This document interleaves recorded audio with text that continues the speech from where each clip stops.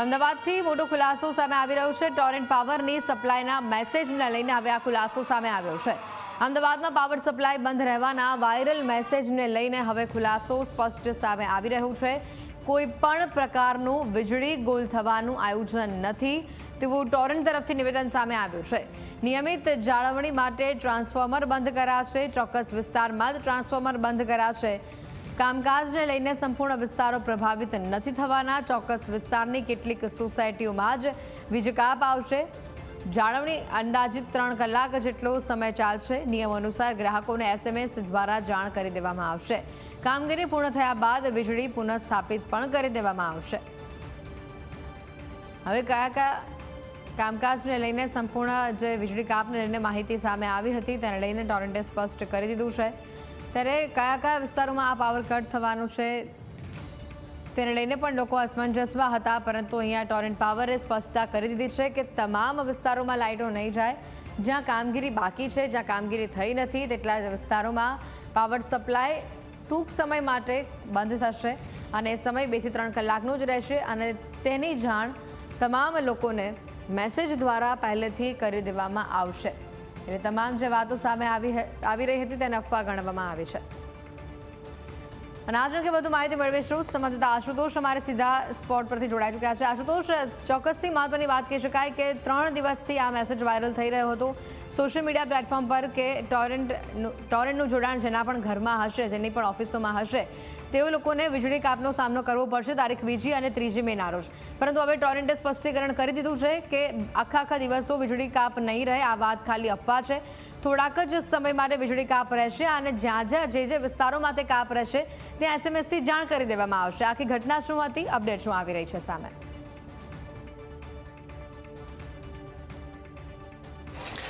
જી અદ્વી, ગરમીનો પારો અમદાવાદમાં 44 ડિગ્રી પહોંચ્યો છે અને જે રીતે અફવા ઉડી હતી તેના કારણે અમદાવાદના શહેરીજનો ચિંતામાં મુકાયા હતા, કારણ કે પાવર કટનો મેસેજ જે છે તે કરવામાં આવ્યો હતો અને સમગ્ર દિવસ દરમિયાન વીજળી ગુલ રહેશે તે પ્રકારના મેસેજ જે છે તે વાયરલ થયા હતા અને તેના જ કારણે હવે ટોરેન્ટ પાવર દ્વારા સ્પષ્ટતા કરવામાં આવી છે કે આ પ્રકારનું કોઈપણ કટ જે છે તે રહેશે નહીં। જે વિસ્તારમાં મેન્ટેનન્સ કરવાનું છે તે જ વિસ્તારમાં ટ્રાન્સફોર્મર જે તે સમય દરમિયાન બંધ કરવામાં આવશે અને આગામી 2 તારીખ અને 3 તારીખના રોજ મેન્ટેનન્સનું કામ જે છે થવાનું છે અને 48 કલાક પહેલાં જે છે તેઓએ જાણ કરવાની હોય છે નિયમ અને અનુરૂપ, અને તેના જ કારણે તેઓએ આ જાહેરાત કરી હતી, પરંતુ આ મેસેજ જે છે તે ખોટી રીતે લેવામાં આવ્યો હતો અને તેના જ કારણે ટોરેન્ટે ફરીવાર સ્પષ્ટતા કરી છે કે જે પણ વિસ્તારોમાં વીજળીનો જે મેન્ટેનન્સ થવાનું છે ટ્રાન્સફોર્મરનું તે વિસ્તારના ગ્રાહકોને કહી શકાય કે SMS થી જાણ કરવામાં આવી છે અને અંદાજિત 3 કલાક જેટલું સમય જે છે તે એક ટ્રાન્સફોર્મર મેન્ટેનન્સ માટે લાગતો હોય છે। એટલે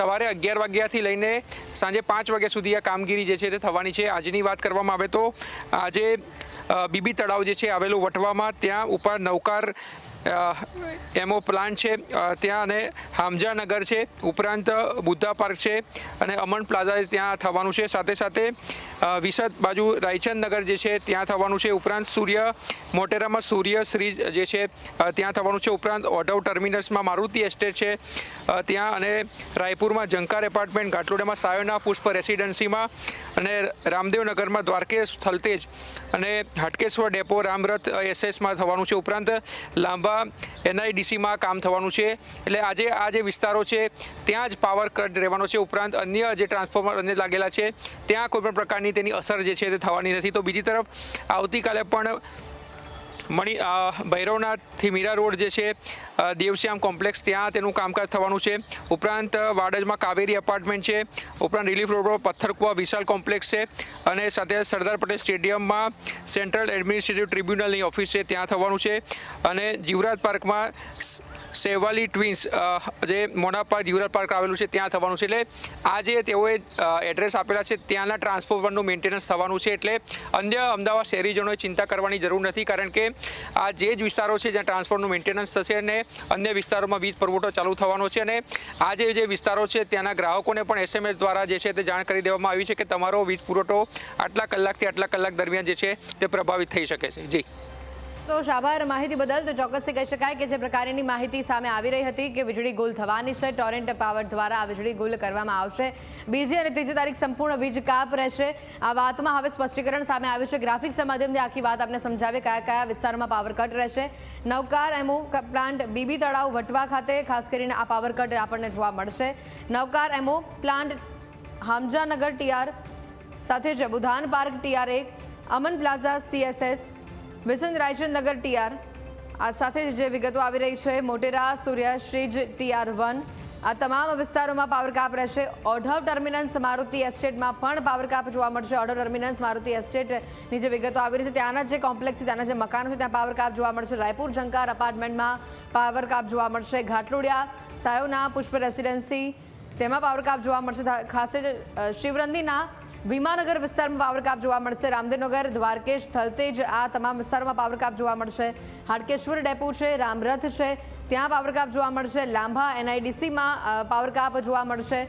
આ તમામ જે વિસ્તારો છે કે જ્યાં પાવર કાપ જોવા મળવાનો છે ત્યાં થોડાક સમય માટે, આખો દિવસ નહીં જાય, થોડાક સમય માટે પાવર કાપ થશે અને સમય કેટલો રહેશે તેની ગ્રાહકોને SMS દ્વારા જાણ કરી દેવામાં આવી હોવાની વાત ટોરેન્ટ પાવર દ્વારા કરવામાં આવી છે. ત્યારે મહત્વની વાત છે કે જે વિગતો સામે આવી રહી છે હવે આજે કયા વિસ્તારોમાં પાવર કાપ થશે તે પણ અમે આપને બતાવી દઈએ.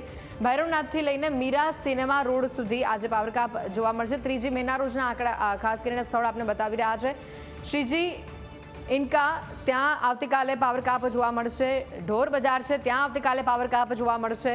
આ સાથે જ વાડજ કાવેરી અપાર્ટમેન્ટ છે ત્યાં આવતીકાલે વીજ કાપ જોવા મળશે. રિલીફ રોડ, પથ્થરકુવા, વિશાળા કોમ્પ્લેક્સ ત્યાં આવતીકાલે પાવર કાપ રહેશે. સરદાર પટેલ સ્ટેડિયમ ખાતે પણ પાવર કાપ જોવા મળશે. જીવરાજ પાર્ક, શેવાલી ટ્વિન્સ, મોના પાર્ક અને આ જીવરાજ પાર્કની જે તમામ સોસાયટી છે તેના નામ હતા.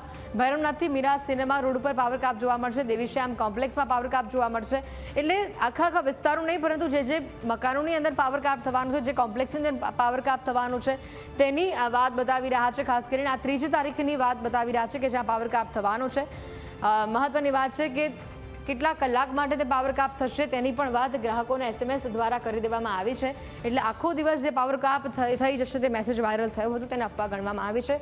એક નિર્ધારિત ચોક્કસ સમય માટે આ પાવર કાપ જોવા મળી શકે છે.